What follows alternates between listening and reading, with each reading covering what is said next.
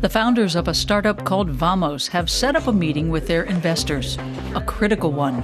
They've used up the startup capital they got last autumn. Unless they get more, this could be the end of the line. Their product is an app for smartphones that lists events in the user's area. Now, behind closed doors, they have to disclose the user figures, expected revenues, and their concept for achieving profitability. In the end, the investors want to know one thing: will they make or lose money? Here, from the investor's point of view, the relation between opportunity and risk is quite good. So at the end of the day, the decision is positive.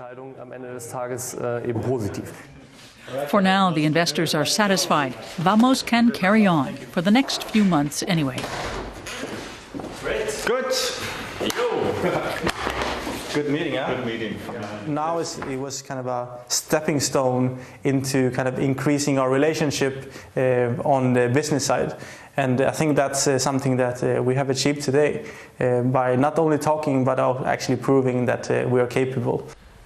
Okay, so I suggest that you keep.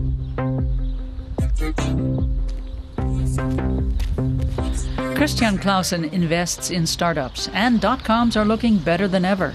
A few based in Berlin already have turnovers in the billions of euros.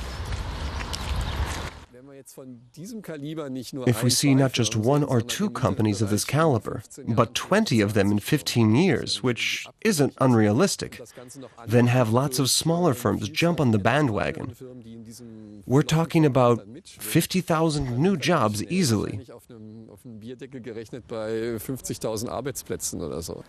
Hey. Christian Clausen wants to introduce Luis Alegria at a meeting of the investment company for the city of Berlin. It's already put money into about 70 local startups. He's got 1 hour to sell them on his idea. Smartphone users can get a rundown of everything going on around town, and organizers can specifically advertise their events through Vamos. To each individual event, and this is something that. Where would you see the main difference? What do you think is the viral factor in Vamos? This is a chance for Vamos to get a real heavyweight investor on board. It was having one centralized event around. All great. What's the business model? Clausen himself is not convinced. What's clear is that the rudiments of this business model that's supposed to be implemented here are just taking shape right now. I wouldn't even say that they were visible yet. Of course, I'm a very ambitious guy. You know, I want to conquer the world with Vamos, of course. But you do it step by step. Like don't overdo it, because then it won't be authentic. Thank you so much. And so great job, my friend. Yeah, very good. Yeah. Bye bye.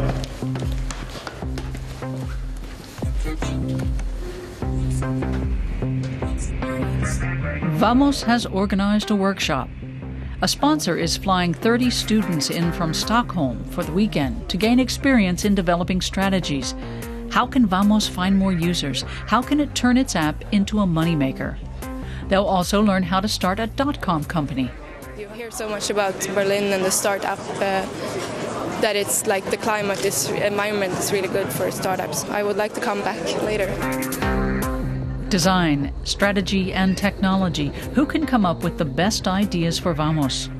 Luis Alegria splits the students into 8 groups and explains what solutions Vamos is looking for. We want to become more relevant for locals, and that's the first exercise. The second exercise is to make sure to figure out how can we potentially monetize this. So not just coming up with ideas, but actually something that makes sense from a business sense.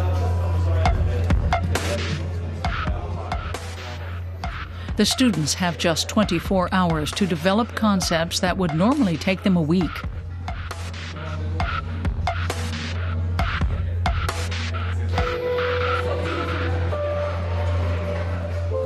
Nobody will be sleeping tonight.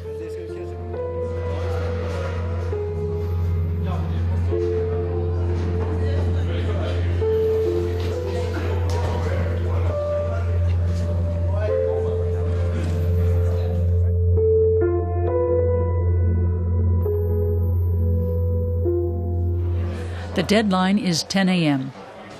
Luis Alegria took part in a workshop like this a year ago and met the people with whom he then founded Vamos. Now he's a CEO and judging the next students' concepts. Lots of the students will remember this hackathon for many, many years. So who knows, maybe they are potential business partners in the future.